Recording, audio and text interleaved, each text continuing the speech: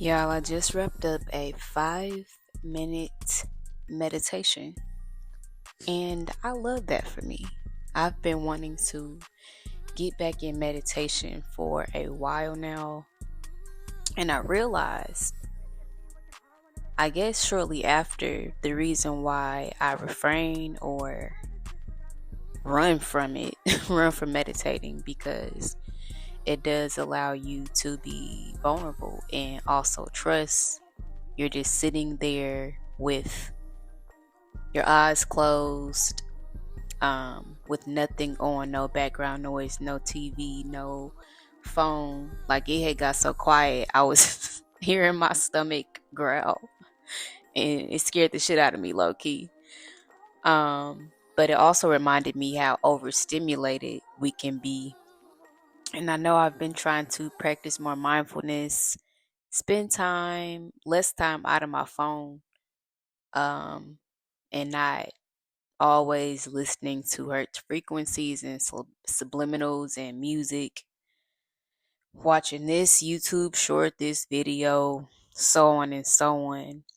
Um, but just letting my mind wander, and I got a few messages like while I was doing so, like, don't consider it um a dance with the devil, because you're just kind of submitting to whatever happens. However, I did pray before I before I started meditating.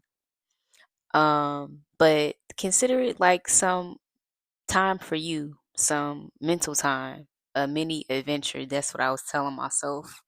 And I was just allowing my mind to wander without controlling the thoughts. And that's the key. One of the messages I got was, you need to get out of your head and get onto paper. And I was like, damn, okay, that's true. We have a lot going on mentally sometimes. And that's why journaling is so important. And now that I think about it, I've been unofficially journaling since I was a teenager, and that's helped me tremendously, go through and get through some difficult times, and also heal, recover, transform, and grow. And I was also thinking afterwards that you're not delusional. You ain't crazy. You're not broken. Um, you're not difficult to love. You just need to get your feelings, your experiences, your thoughts, the intrusive thoughts, the negative thoughts, um, the thoughts that we keep recycling and we have on repeat, the thoughts that don't even belong to us. You need to get your thoughts onto paper so they can have a place to live, because it's all energy when you think about it. Even the things that we think, hence why manifestation works. Why and I don't even want to get into all of that, but spell work and all that stuff, why it works, because the mind is a powerful place. Literally, it's a portal. The mind, that's crazy. You think about movie concepts, you think about great people of the world. It all started with a thought, it all started with a mentality, and then that gets transformed into something else. So, yeah, that was kind of long winded, and I spent a little bit too much time talking about that. But everything is necessary. If you do hear any rattling, rustling of the wind, any movement in the background, for one, I need to change the battery on my smoke detector. For two, this is a journal entry and or prompt, a channel message that I wrote down, so I will be flipping pages. And um I'm going to pray about this. This video is supposed to have a different title, but I need to do further research. It was going to be titled "Be Okay with Being the Bitch." point blank period. But I still, like I said, need to do some research on that. But for now, we can insert this video here, this upload, this episode, which I believe I should know this right. Episode 12 of our Reveal to Heal series. You have to be okay with being the villain in people's story. Mm, mm, mm. You have to be okay with being the villain in people's story because people know damn well how they have treated you. And this is a little story time to paint the picture. Um, I had the courage, and should I say privilege, to turn a close family member in um, for sexual abuse back in 2008. Turned them into the police. And this person had been victimizing and abusing people for years. It was a known thing in the family. However, like a lot of um, minority and also African American families, sexual abuse gets swept under the rug. And these pedophiles are free to roam, to kill, steal, and destroy livelihoods, souls, spirits.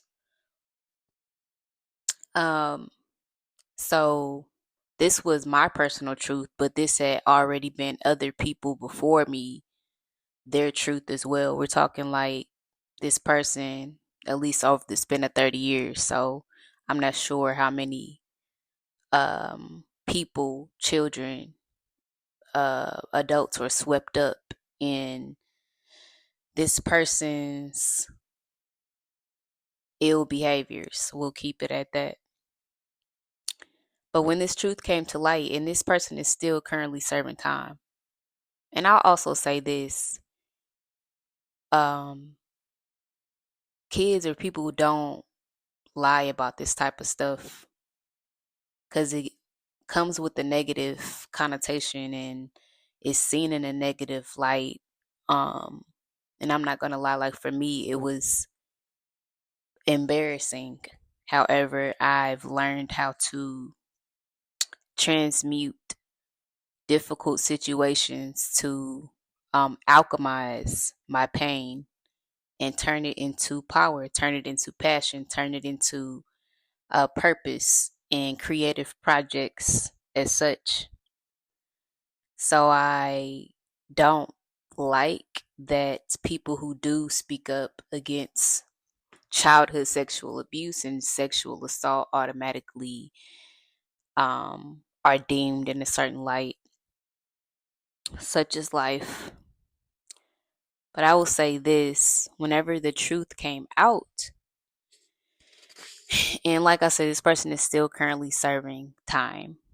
This was in a newspaper. The whole situation was just crazy to say the least, but I could not, go off to college at the time and knowingly leave younger siblings behind to deal with the same demon that I had to fight growing up. People knew what he was capable of, and people even had suspicions, people in the community and also um, family members didn't do anything, turned a blind eye. They were so wrapped up in charisma and um, the person's charm and popularity and all that other materialistic bullshit, where that was more important than the safety of a child. But I can recall being called so many bitches like crazy, or you only went to the police because um this person did X, Y, and Z. There was no familial support, no familial backing. It was just to protect the pedophile. And in that very treacherous, damn, okay. I don't know where that word came from, but I guess it describes a chapter in my life. Uh, in that very treacherous time of my life was a turning point. I thought that I was doing what God and my ancestors had imprinted on my heart because it was just set up so like it was something stirring in my spirit. Like, you have to be the whistleblower. You have to um um go to the police with this information. And that's what I did. And although my life completely changed within a matter of 24 hours, I was painted horribly as a 18-year-old off to college, not in the light that I would have wanted, not somebody who had survived all that she had and who was just simply trying to protect her younger siblings. No, not at all. I was painted as the villain. And this story, I guess it has been recycled because I would then go on to be in other situations, not, um, I would say, of this magnitude or even surrounding or of the same circumstances, but just dealing with people being manipulative or deceptive, abusive, degrading, demeaning, so on and so on. And me standing up for myself or me deciding that I wasn't going to tolerate X, Y, and Z treatment, I became the villain. I became the bad guy. You have to be okay with being the villain in people's story. Remember, people with deceptive and manipulative energy have to have a scapegoat. They have to be able to place blame elsewhere because taking accountability and facing their wrongs literally cripples their ego. Excuse me. And speaking of my childhood, ever so freshly, I swear your childhood is where all the gems are, it seems. At least the initial ones that you get in life. This is a lesson for,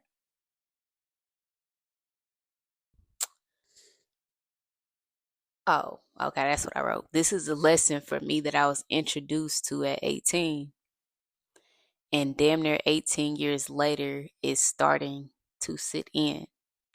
For so long, I didn't want others to have a negative depiction, outlook, or narrative on me, the character in their story, aka the villain. I never wanted people to say with hurt, confusion, or pain that I had any part to play in their emotional distress. So I worked tirelessly trying to be there for people, even when I didn't have monetary value to give. I gave my time, energy, and unconditional love. And to me, that was priceless. Yet the narratives have still been spun in a certain light, which brings me to this point that no matter what good you do, how good you treat someone,